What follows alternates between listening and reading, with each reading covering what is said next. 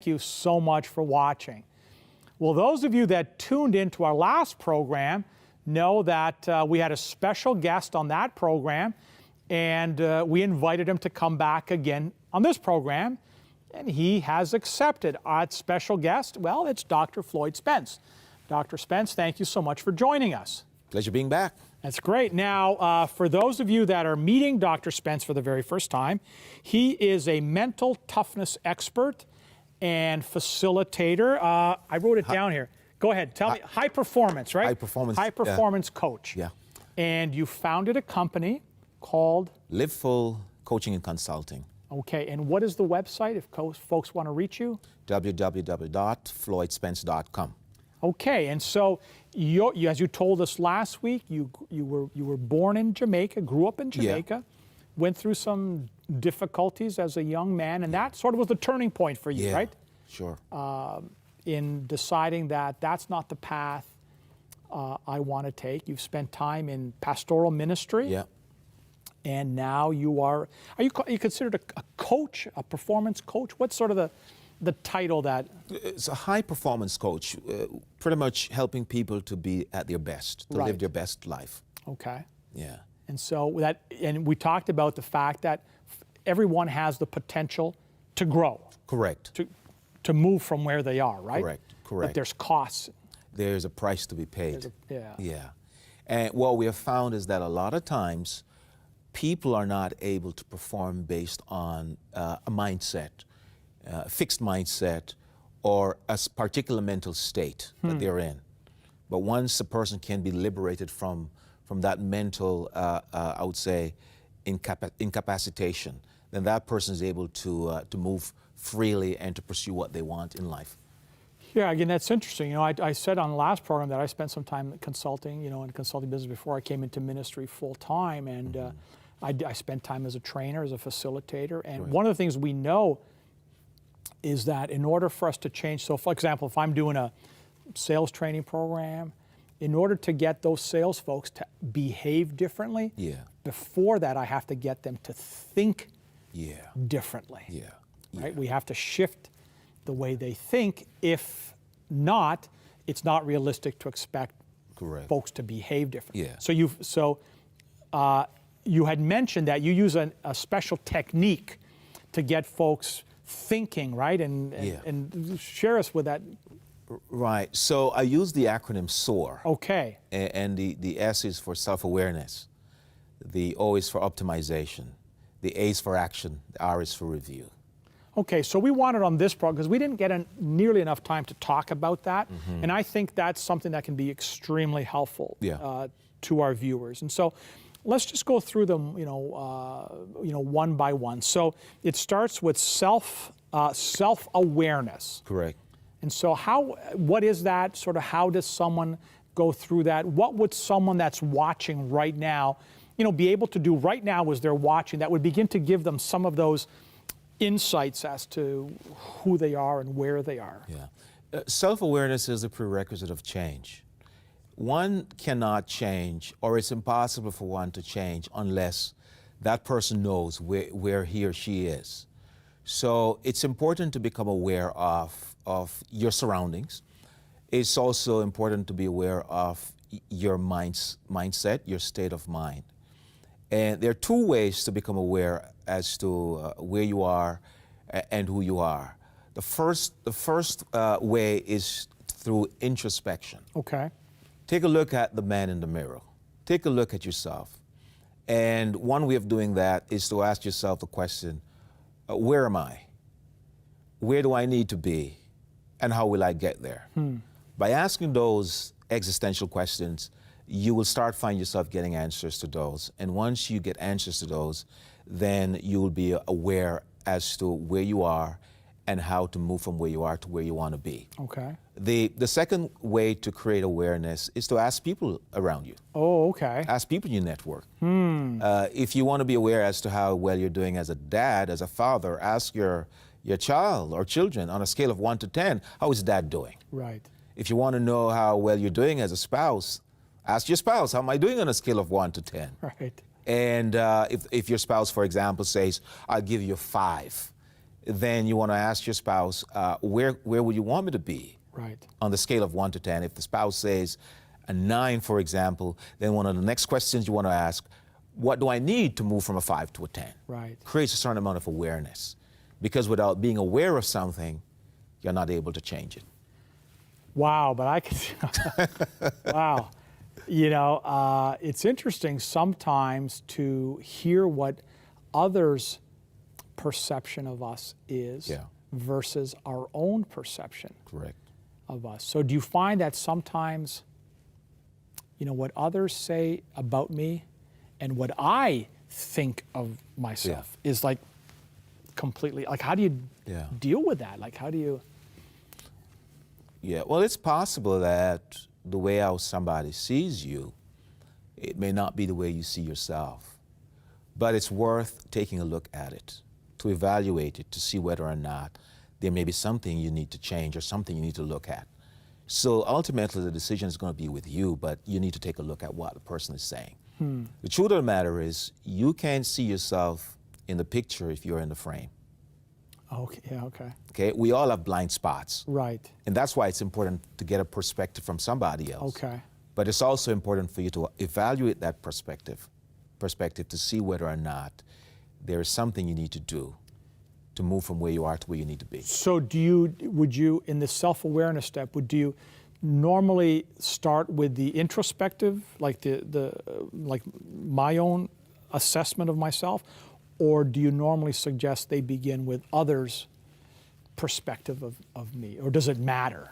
It's always good to take a look at yourself first. Okay. To say, okay, where am I right now as a husband, as a wife, as a professional, whatever area you want to take a look at, professionally, spiritually, and otherwise. It's always good to take a look at yourself and ask yourself those existential questions.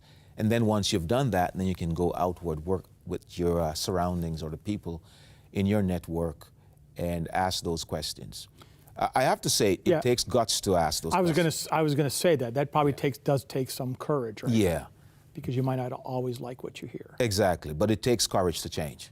Now, you used a phrase on the last program where sort of failure is not failure. It's like it's would you say feedback? Was it? There are no failures, only feedback. Only feedback, right? And so, I guess that's sort of what the mindset you have to go into this with, right? Is I'm going to ask others. I want an honest opinion. I know, like years ago, and I don't even know if it's still done, but they used to do like in, you know, businesses like that 360-degree feedback. Yeah. And, you know, supervisors would ask staff. A lot of times it was done anonymously. To try to facilitate folks being more truthful. Is that a similar kind of thing that, you know, you're looking at here? Correct.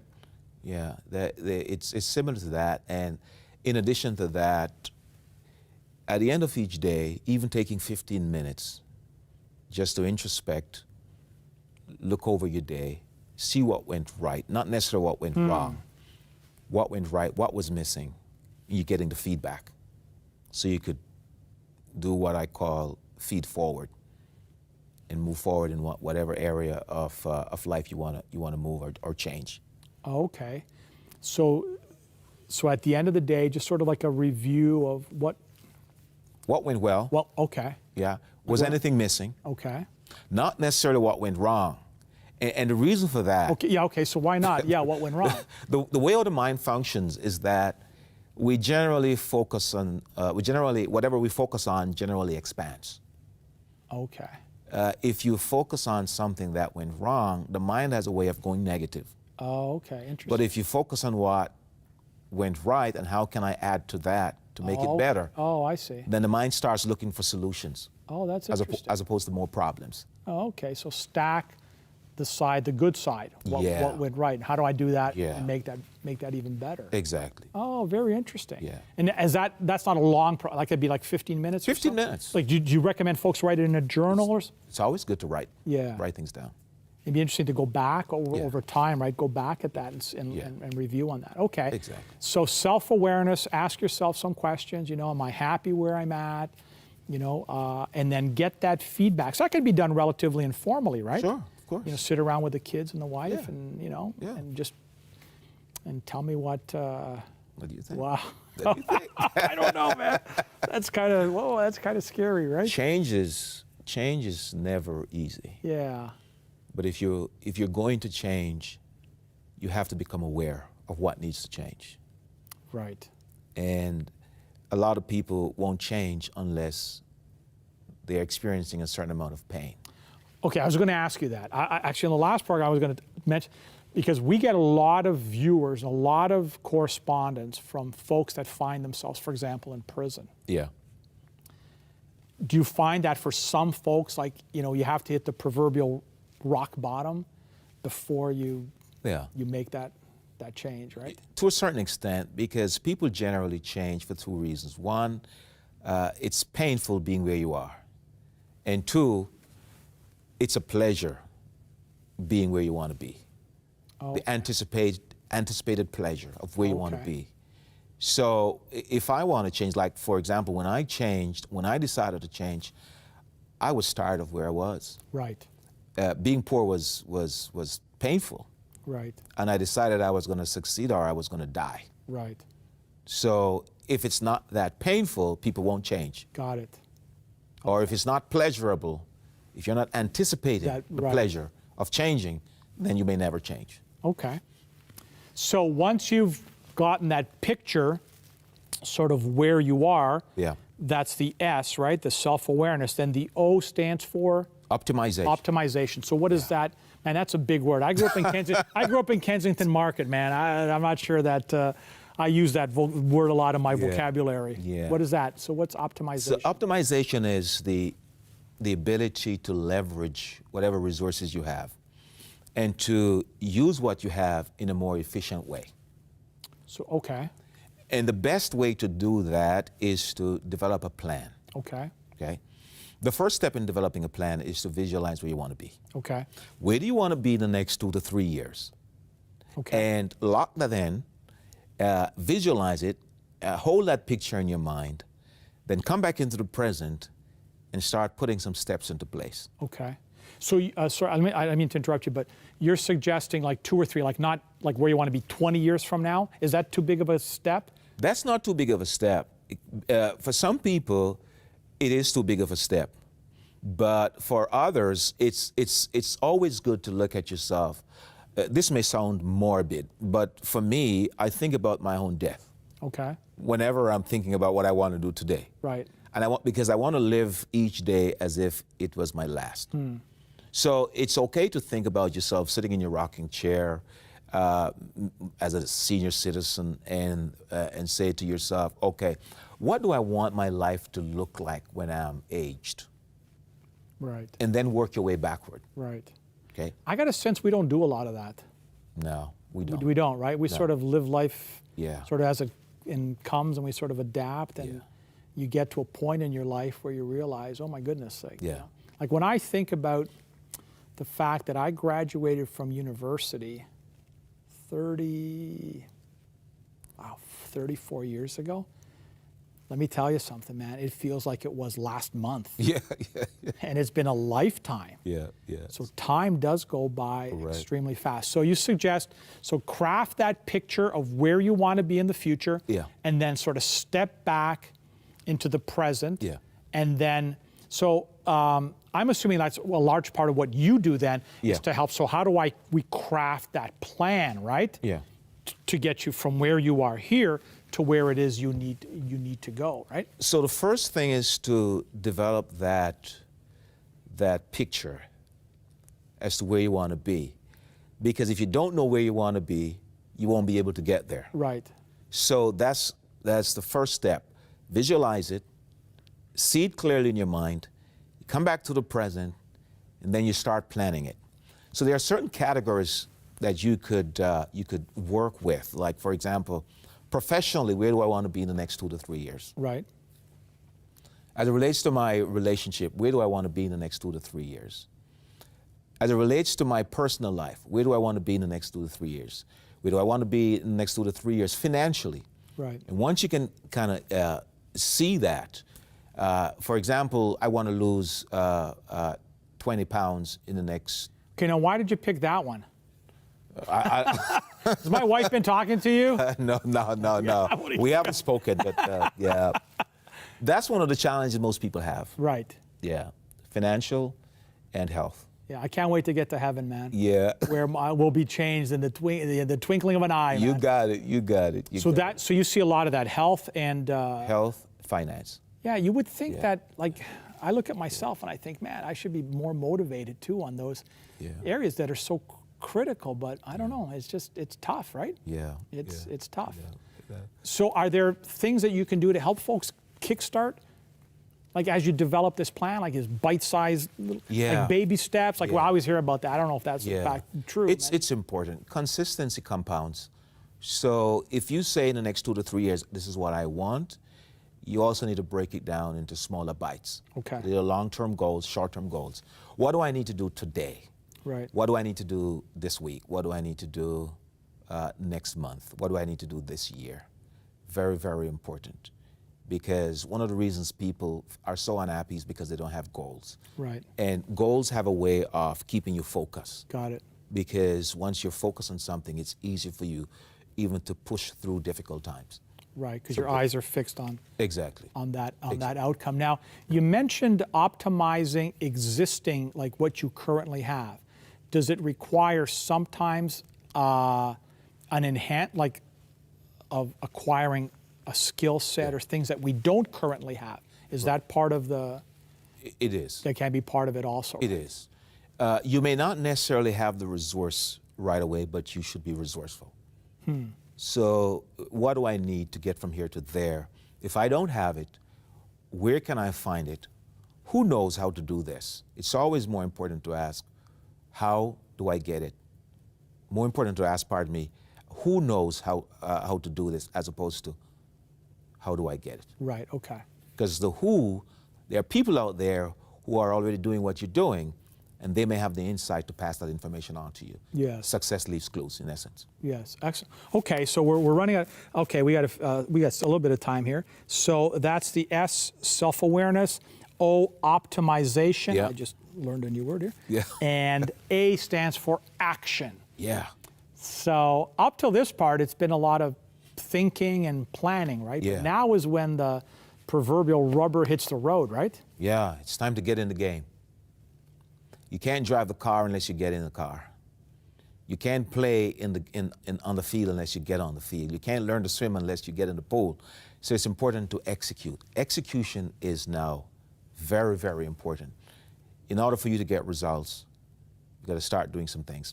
There are a lot of people who are waiting until they have all the answers. Okay, yes. Or they have everything in place. It's always important to take action, and as you keep going, then you continue to build momentum, and you may need to correct what you need to correct as you go along. But never wait until everything is perfect. It's time to take action. Once you have a plan, go and take action.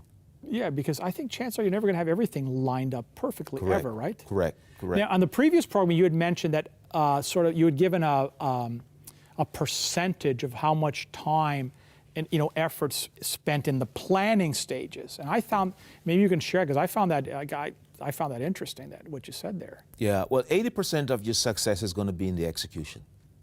Wow. 20% is on the planning. Wow. Because you can have an amazing plan, but if you don't act on it, you will not get a result. I would think for most people, they probably, because the planning piece is a lot more comfortable for us. Yeah. Than the actual getting out there and doing it. Right? Yeah, you know, I've passed it a lot. I've passed it for quite a while, and one of the things I've always seen is that a lot of people are always planning. Yeah. That, to be honest with you, that's also my big beef. Yeah. Is that we spend a lot of time talking about what we should be doing rather than just get out and do it. Yeah.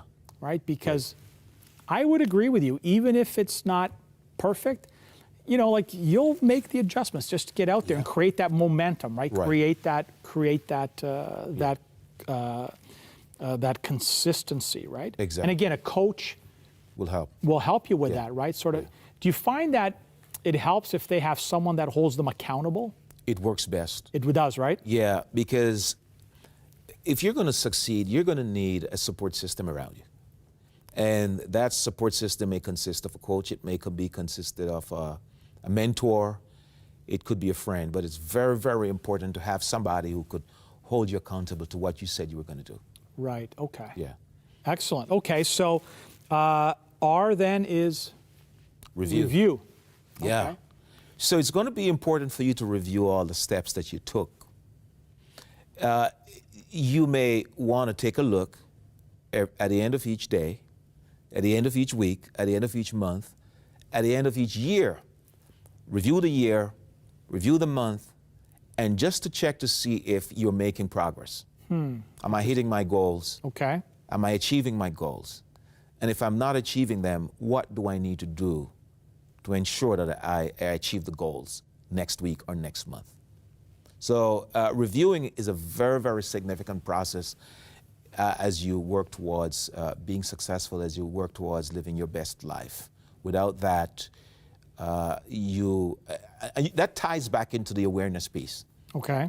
You cannot change what you're not aware of. Right. And as you review, you want to see if you're making progress or where you're falling, and so you could adjust accordingly.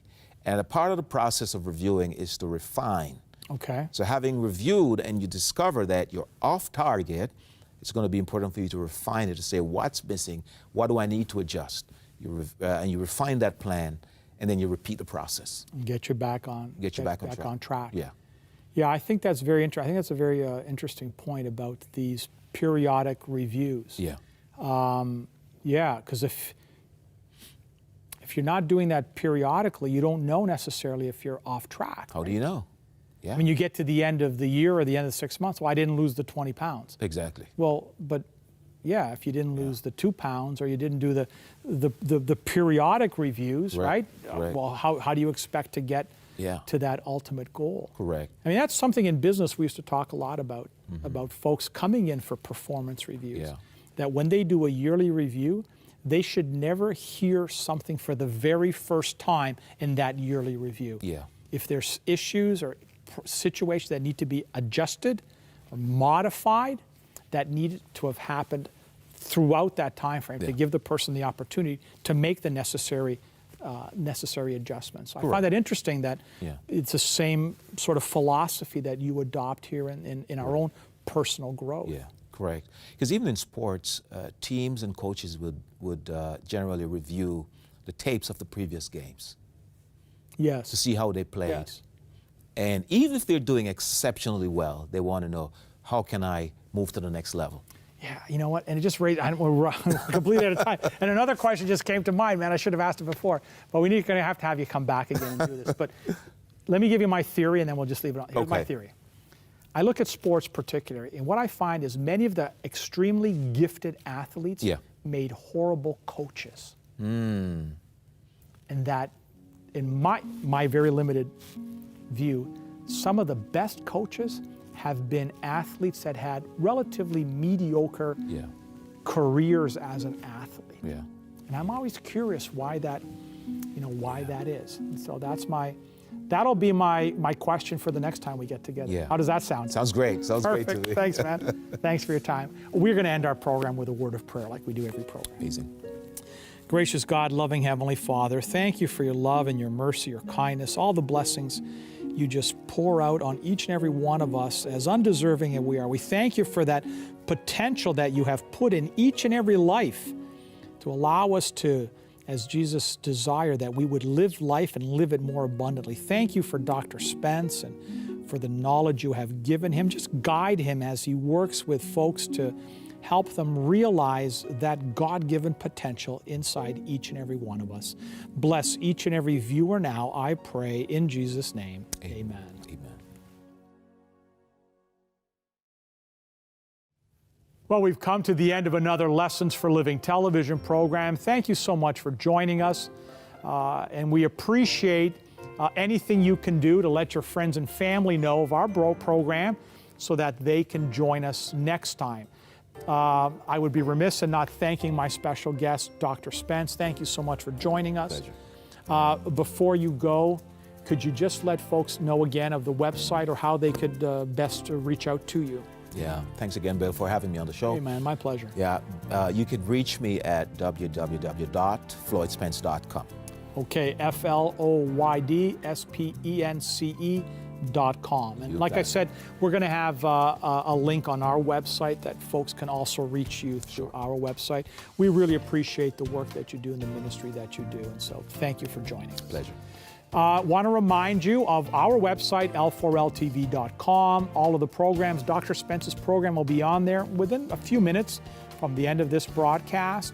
It'll also be on our SoundCloud page, so if you'd like an audio version that you can download and listen to it in your car, you can do that while on our website, L4LTV.com. Why not send a donation if you feel so impressed to do so, to help us keep this television ministry on the air.